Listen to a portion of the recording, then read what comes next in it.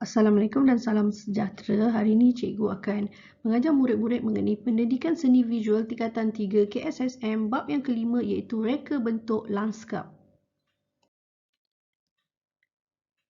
Objektif pembelajaran kita pada hari ini ialah menjelaskan peranan pereka lanskap, membuat eksperimentasi dan penerokaan alatan dan bahan dalam reka bentuk lanskap, mengaplikasi elemen dan konsep rekaan dalam reka bentuk lanskap taman mini dan menghasilkan reka bentuk lanskap taman mini dengan menggunakan konsep yang dipilih serta mempamerkan, menghayati dan menjelaskan pengalaman sendiri dalam penghasilan karya seni reka bentuk lanskap. Reka bentuk lanskap. Murid-murid tengok gambar ini adalah contoh lanskap yang sebenar lah. Tapi apa yang dimaksudkan dengan reka bentuk lanskap? Reka bentuk lanskap ni merupakan seni dalam menghias dan menyusun bahagian pandangan yang boleh dilihat secara buatan melalui proses kerja kreatif atau secara semula jadi. Jadi sebelum lanskap yang sebenarnya dibina, pereka lanskap ni dia akan buat lukisan dulu. Sama ada lukisan tu dia buat menggunakan kaedah melukis dan mewarna ataupun dia menggunakan komputer. Hasil reka bentuk lanskap ni bertujuan untuk mengindahkan suasana ruang serta dia dapat meningkatkan kualiti ruang tersebut agar mewujudkan suasana yang lebih harmoni. Jadi dia mesti ada tema-tema yang tertentulah supaya ruang itu dia dapat harmoni dengan kawasan atau tema yang kita buat tu nanti. Sebelum kita pergi lebih lanjut kepada reka bentuk lanskap, mari kita kenal saudara Azri Fazami. Beliau merupakan seorang pereka bentuk lanskap yang popular. Siapa beliau? Azri Fazami merupakan pereka lanskap yang dikenali dan berpengalaman luas di Malaysia.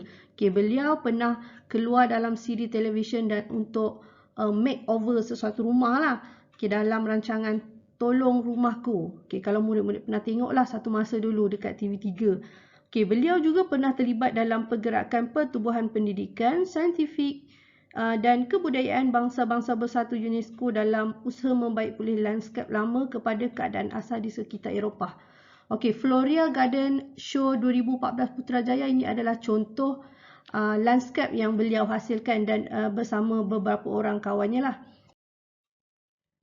Kita pergi kepada peranan pereka bentuk lanskap. Yang pertama, merancang menghias ruang lanskap dengan menitik beratkan aspek dan fungsi berdasarkan elemen dan prinsip-prinsip rekaan dalam reka bentuk lanskap, atau secara ringkasnya kita katakan hiasan tu mesti berfungsi ikut prinsip rekaan dia.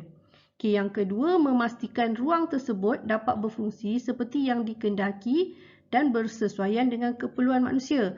Maksudnya ruang tersebut dapat berfungsi. Seterusnya, mendapatkan maklumat yang diingini oleh pelanggan mengikut peruntukan projek dan fungsi ruang tersebut hendak digunakan. Secara ringkasnya, dia mesti ikut peruntukan dan fungsi dia. Yang keempat, memastikan reka bentuk selaras dengan struktur, mekanik dan elektrik melalui penyediaan lukisan plan dan spesifikasi kontraktor, ataupun secara ringkasnya pelan mesti mengikut spesifikasi yang telah ditetapkan.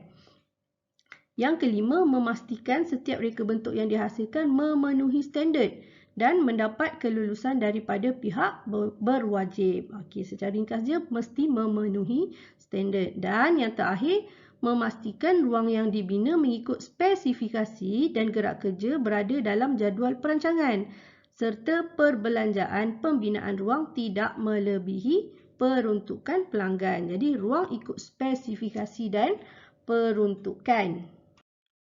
Kalau murid-murid nak jadi pereka lanskap, apa ciri-ciri yang murid-murid perlu ada? Yang pertama adalah kefahaman dalam ilmu seni, fizik, sejarah, matematik dan sains. Maksudnya sekarang ni pereka lanskap tu dia kena ada ilmu supaya apa yang dia reka tu menepati ruang tu, luas kawasan tu dan mengikut tema yang ditetapkan.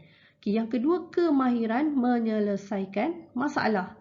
Ketiga, kreatif dan inovatif. Yang keempat, menjelaskan idea dengan tepat. Maksudnya landscape yang dihasilkan tu tadi dapat dihasilkan mengikut apa yang dirancang atau ikut tema dan konsep yang diperlukan. Okay, yang kelima, peka terhadap alam sekitar. Maksudnya dekat sini dia mesti ada konsep kelestarian alam sekitar lah.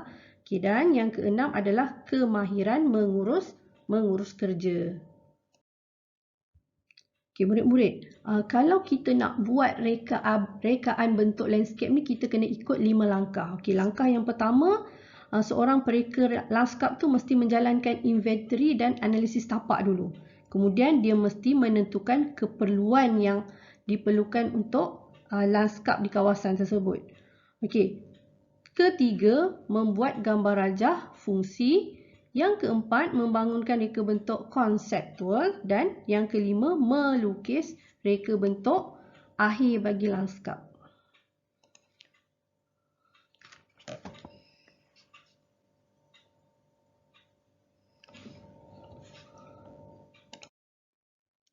Okay, konsep reka bentuk landscape. Okay, reka bentuk landscape yang berjaya atau yang baik, dia merupakan rekaan tu dia mesti memiliki konsep yang jelas. Okay, apa tema dia? Apa matlamat dia buat landscape tu? Okay, apa penting dia fungsi konsep ni? Fungsi dia adalah sebagai panduan mewujudkan persaingan dan perpaduan kepada hasil rekaan lanskap. Dia juga penting untuk membimbing pereka lanskap dalam mereka bentuk projek yang dia nak buat tu. Dan yang ketiga adalah dia dapat menjelaskan fungsi bagi reka bentuk dengan baik dan dia dapat terjemahkan dengan gambaran kegunaan dan pergerakan yang akan berlaku dekat dalam ruang lanskap yang dihasilkan tu tadi. Okay, seterusnya, konsep ialah paradigma bagi penyatuan sesebuah projek reka bentuk dan selalunya dianggap sebagai tema. Contoh dia, tema yang kita nak buat bagi sesuatu lanskap tu adalah contoh tema serantau. Maksudnya, pendekatan ni popular yang memberi acuan yang agak jelas dan ringkas. Okay, yang kedua, tema taman bersejarah. Contohnya, contoh dekat Taman Perancis dan Taman Inggeris Cottage tu contohlah. Okay, dan yang ketiga, contoh gaya serantau. Contohnya seperti Taman Mediterranean, Taman Prairie, Taman Jepun dan Taman Luar Bandar. Dan yang terkini, tema lanskap banyak kita guna taman contemporary, taman moden atau taman pasca moden. Dan penting juga dalam kita nak reka bentuk sesuatu landscape ni, kita mesti mementingkan kelestarian alam sekitar. Maksudnya dia mesti dapat memenuhi kelestarian alam sekitar lah. Okay, bagi rekaan bentuk landscape yang membentuk taman mini, terdapat beberapa prinsip asas dalam mereka bentuk taman mini ni lah. Antaranya yang pertama adalah keringkasan, iaitu reka bentuk digubah secara ringkas, teratur dan mudah. Okay, yang kedua, penumpuan. Maksudnya dia ada daya penarik. Okay, dekat taman mini tu ada daya penarik. Lepas tu ada gabungan warna tumbuhan tu dia mesti menarik. Tekstur dan pelbagai bentuk yang unik yang dapat merealisasikan prinsip ni. Okay, yang ketiga, keanekaan. Maksudnya elemen-elemen yang ada pada taman mini tu dia mesti sesuatu yang dapat mengelakkan rasa bosan. Maksudnya dia pelbagai lah dekat sini. Okay, yang seterusnya, keseimbangan. Contoh dia, dalam penanaman tumbuhan diseimbangkan melalui warna, bentuk dan saiz. Maksudnya dia ada kepelbagaian jenis warna, bentuk dan saiz, dia mesti seimbang. Maksudnya tak adalah nanti kalau warna merah je banyak. Okay, jadi dia mesti seimbang dari segi warna, bentuk dan saiz tu. Okay, turutan dihasilkan bagi menentukan arah pandangan melalui satu keadaan kepada keadaan yang lain secara berperingkat-peringkat. Maksudnya bila dalam dia cipta satu taman mini tu, kawasan ni dia cipta kawasan ni ada kawasan yang ada air. Lepas tu dia bila jalan depan sikit, kawasan yang berbatu-batu. Jadi dia ada turutan-turutan lah, dia tak bersepah-sepah. Okay, dan yang terakhir adalah skala, iaitu pemilihan elemen yang sepadan dengan keadaan sekeliling dan seimbang antara saiz tumbuhan dengan tumbuhan lain dan keseluruhan ruang. Okay, mari kita tengok konsep reka bentuk yang pertama, iaitu reka bentuk landscape landscape Jepun. Okey, apa ciri-ciri dia dekat sini? Okey. Landscape Jepun ni merupakan sebuah taman gaya tradisional Jepun. Okey, zaman-zaman dululah. Okey, jenis tanaman yang ada pada landscape Jepun ni biasanya jenis taman kering atau taman batu. Okey, seperti yang ada dekat dalam gambar tu lah. Telah diserap dan menjadi terkenal di barat sejak akhir abad ke-19. Telah dibangunkan di bawah pengaruh kebun Cina dan salah satu tarikan taman Jepun ialah bonseki, bonsai dan seni zen. Okey, pokok-pokok dia lah, pokok-pokok renek dia. Okey, yang seterusnya yang kita tengok dekat dalam gambar ciri-ciri landscape Jepun tu, dia ada rumah teh atau astaka. Okey, air asli atau bertanda, maksudnya ada aliran air kat situ. Okey, terdapat jambatan atau batu pijak, ada batu-batu. Okey, dan terdapat tanglong yang biasanya diperbuat daripada batu.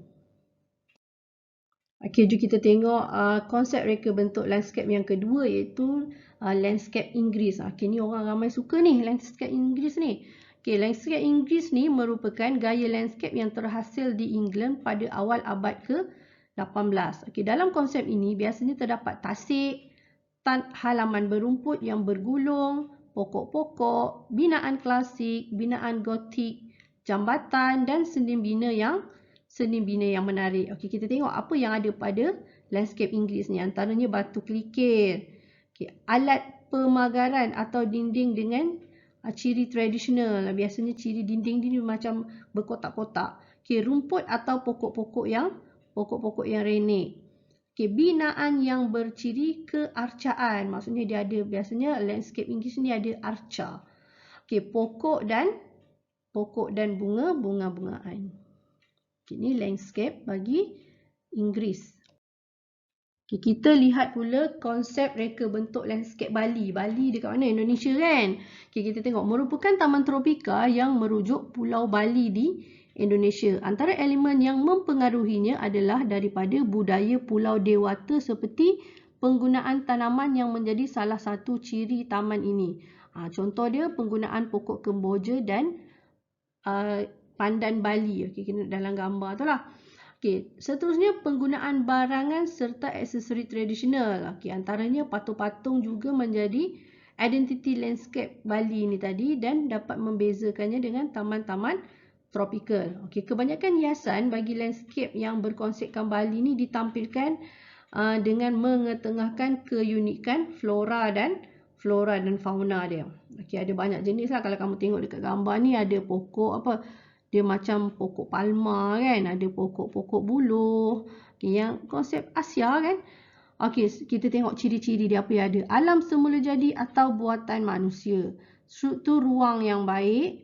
Okey, ada ukiran batu atau patung dan terdapat pokok dan bunga.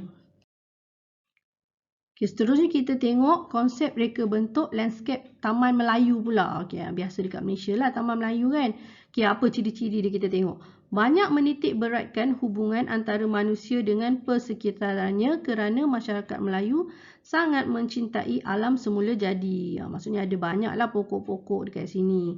Okey, mempunyai halaman yang luas untuk disesuaikan dengan pelbagai aktiviti masyarakat dan kekeluargaan. Jadi landscape yang ada pada reka bentuk Taman Melayu ni, dia ada ruang-ruang untuk santai lah, untuk bersembang, untuk berborak. Okey, kita tengok ciri-ciri. Okey, tengok gambar ni. Okey, pertama ada alam semula jadi, pokok-pokok lah. Pokok dan bunga, struktur ruang yang luas. Mungkin nak buat kita jalan-jalan, nak tengok apa keindahan alam semula jadi kan. Okey, dan binaan berasaskan kayu. Okey, biasa binaan ni dia ada ukiran-ukiran lah yang memenuhi konsep tradisional Melayu biasanya. Okey, contoh yang terakhir adalah konsep reka bentuk landscape Islam.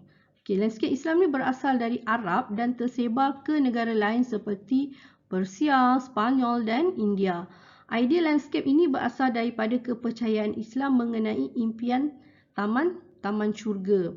Okey, contoh dia kalau dia nak idea taman syurga kena ada apa? Biasanya ciri-ciri dia ada air yang mengalir, ada pokok buah-buahan dan tempat-tempat di bawah pohon teduh. Okey, konsep ni mempunyai 3 fungsi, iaitu praktikal, agama dan nilai nilai estetika. Okey, kita tengok ciri-ciri dia. Contoh dia ada haruman dan warna. Okey, ada air. Okey, ada bunyi dan ada bayang-bayang. Ini contoh rekaan Islam. Okey, ini adalah contoh sahaja. Sebenarnya reka bentuk landscape ni ada pelbagai. Sebab apa? Sebab dekat dalam dunia kita ni ada pelbagai budaya. Okey, bila ada pelbagai budaya, sebenarnya reka bentuk landscape ni ada banyak. Ada banyak lagi. Okey, contohnya macam dekat Korea lain kan, dekat India cara dia lain, dekat China lain. Okey, mungkin dekat kawasan Afrika pun lain. Okey, ini antara yang popular lah.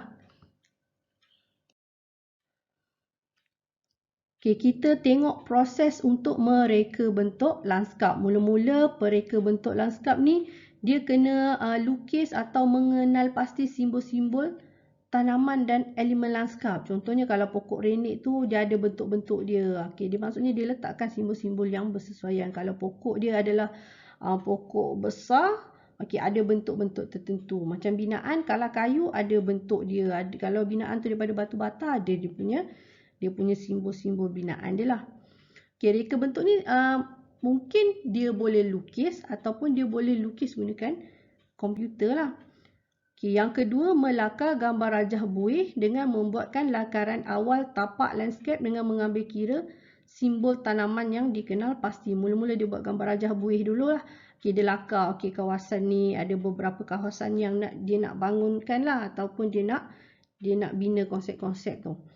Okay, dan yang ketiga, menghasilkan pelan induk reka bentuk taman mini dengan menggunakan alat yang tersedia. Dekat sini dah mula lukis. Okey, contoh kawasan ni, okey, dia nak letak apa? Jambatan ke? Okey, kawasan yang kedua ni dia nak letak batu bata. Okey, daripada yang gambar rajah buih tadi. Okey, dan yang keempat, barulah pelan tu diwarnakan dengan betul dan mengikut skala yang sesuai.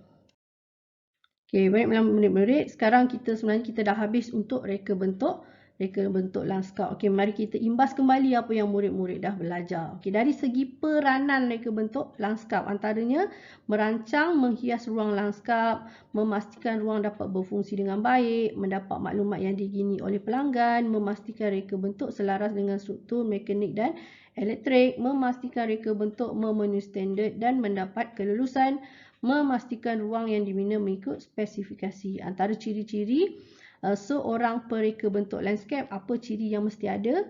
Mesti ada ilmu, boleh menyelesaikan masalah, kreatif dan inovatif, dapat menjelaskan idea dengan tepat, peka terhadap alam sekitar, kemahiran mengurus kerja, dan antara konsep-konsep reka bentuk lanskap yang kamu dah belajar tadi, contoh sajalah. Okey, contohnya yang kamu dah tahu adalah landscape Jepun, landscape Inggeris, landscape Bali, landscape Melayu dan landscape Islam. Okey, kita tengok info-info atau kejayaan yang murid boleh ceburi apabila murid belajar mengenai reka bentuk landscape ni. Okey, antaranya adalah arkitek lanskap, perancang bandar dan wilayah, pembantu teknikal kepada arkitek bangunan, kontraktor lanskap, tenaga pengajar di sekolah, institusi kemahiran dan institut pengajian tinggi. Maksudnya nanti kalau murid dah jadi pereka bentuk lanskap, contohlah contoh perancang bandar di wilayah. Maksudnya nanti muridlah yang rancang. Okey, contohnya dekat bandar ni macam mana bentuk bandar yang dia nak hasilkan. Kan bangga tu bila satu contoh macam Putrajaya. Okey, apa konsep landscape yang nak digambarkan pada Putrajaya tu? Ada wetland, ada kawasan ni, ada kawasan perniagaan, sini kawasan rekreasi. Jadi itu tugas pereka bentuk landscape. Okey, baiklah murid-murid, sampai sini sajalah pelajaran kita hari ini. Semoga kita jumpa lagi di masa yang akan datang. Bye.